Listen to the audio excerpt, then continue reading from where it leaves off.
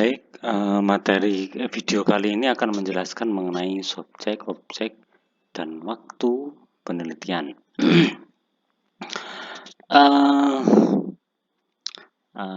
Apa itu objek penelitian? Apa itu subjek penelitian? Dan apa itu waktu? Dan bagaimana waktu penelitian itu ditentukan? Akan sedikit kita ulas di video pendek ini ya. Yang pertama, apa itu objek penelitian? Objek penelitian adalah sasaran isu yang akan dibahas dan yang akan dilakukan penelitian atau yang akan diselidiki melalui riset sosial. Jadi objek penelitian ini adalah sasarannya atau isu yang diangkat oleh peneliti. Misalnya akhir-akhir ini isu tentang kekerasan seksual, maka objek penelitiannya adalah kekerasan seksual. Isu tentang kasus HIV misalnya, isu tentang kasus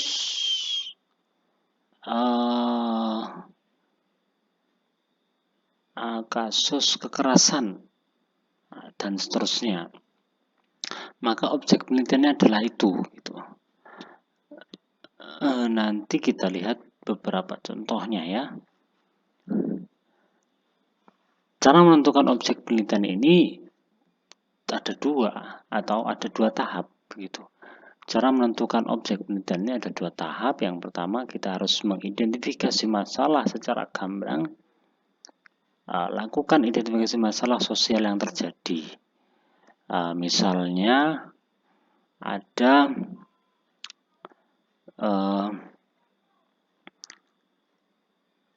isu atau ada berita tentang NFT misalnya. Kemudian misalnya kalian itu jurusan ekonomi atau ekonomi syariah dan seterusnya, maka lakukan identifikasi masalah itu secara mendetail gitu. Kalian harus melakukan itu secara mendetail sehingga kalian mendapat informasi apa saja apa yang dimaksud NFT, bagaimana perkembangan NFT, itu kalian harus lakukan identifikasi semacam itu. Jadi apa kira-kira resiko terhadap pelaku ketika menggunakan NFT ini, ataukah penipuan dan lain sebagainya, ataukah objeknya tidak real dan seterusnya. Setelah itu kalian melakukan identifikasi masalah, kalian ketahui masalahnya secara detail, maka kemudian buatlah latar belakang dengan pertama uraikan problematikanya itu apa. Ya, informasi hasil identifikasi masalah kalian itu misalnya lemahnya kemampuan riset mahasiswa. Di sini kemudian si peneliti mengidentifikasi masalah atau lemahnya itu melalui beberapa hal.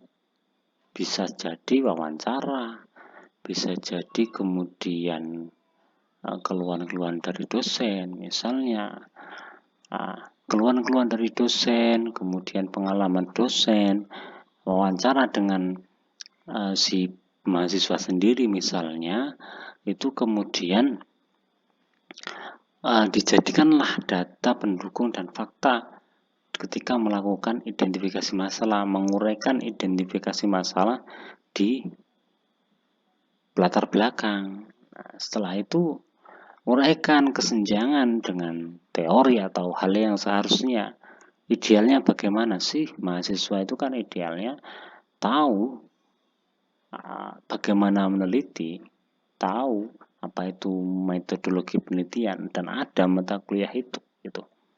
Itu harus kalian rumuskan gitu. Kemudian yang tidak boleh lupa lagi adalah membandingkannya dengan hasil riset terdahulu. Jangan sampai Apa yang dikaji oleh riset terdahulu itu kalian kaji ulang. Begitu tujuannya.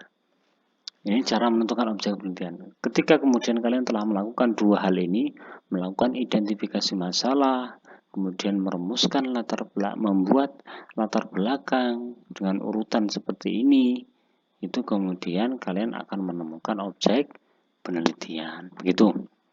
Saya lanjut. Objek penelitian itu syaratnya pertama spesifik, bisa diukur atau tidak, bisa diteliti atau tidak. Jangan meneliti hal-hal gaib ya, karena tidak realistis pada fakta dan data dan fakta. Dia harus akurat, bukan masalah yang mengada-ngada. Nah, disinilah kemudian karena spesifik, realistis, dan akurat itu, maka durasi itu juga harus realistis, spesifik, dan akurat juga. Begitu maksudnya. Inilah yang dimaksud dengan waktu penelitian. Jangka waktu riset harus realistis. 1 bulan, 2 bulan, 3 bulan itu. Meneliti tentang kebiasaan karyawan 1 hari ya tidak cukup begitu. Jadi harus realistis begitu. Nah, setelah memahami mengenai objek penelitian, berikutnya kita akan membahas mengenai subjek penelitian. Apa itu subjek penelitian? Subjek penelitian adalah benda, hal, atau orang yang memberikan peneliti data atau informasi. Jadi benda apa itu? Relief misalnya, kemudian rasa kopi misalnya, kemudian cita rasa apa, begitu kan? Itu kita sebut sebagai apa? Sesuatu hal, benda atau hal ya. Kemudian kalau hal, sesuatu terjadi, kasus, fenomena, bencana alam dan lain sebagainya. Nah, itu data itu. Atau orang wawancara gitu. Maka itu disebut subjek penelitian. Levelnya bisa mikro, biasanya beberapa orang atau individu, meso biasanya terdiri dari kumpulan atau kelompok, kemudian makro biasanya merupakan masyarakat atau komunitas. Ciri subjek penelitian pertama, tergolong individu atau kelompok yang dijadikan sumber data oleh peneliti. Subjek itu biasa melalui interaksi atau bisa juga melalui identifikasi informasi yang dikemukakan oleh subjek riset, dijadikan pengumpulan data oleh investigator. Caranya untuk mendapatkan subjek penelitian pertama sampling. Melalui teknik sampling sehingga didapat subjek yang paling potensial. Yang kedua, mengidentifikasi subjek. Berdasarkan tema atau hasil identifikasi masalah tadi, peneliti menentukan siapa saja yang layak memberikan informasi. Itu cara mendapatkan subjek. Selanjutnya kita akan sedikit melakukan simulasi identifikasi objek dan subjeknya. Contoh ini, judul analisis akibat hukum dari perkawinan di bawah tangan. Objeknya adalah perkawinan di bawah tangan. Subjeknya siapa? Pelaku perkawinan di bawah tangan. Teorinya akibat hukum. Begitu. Ini coba dibaca judulnya.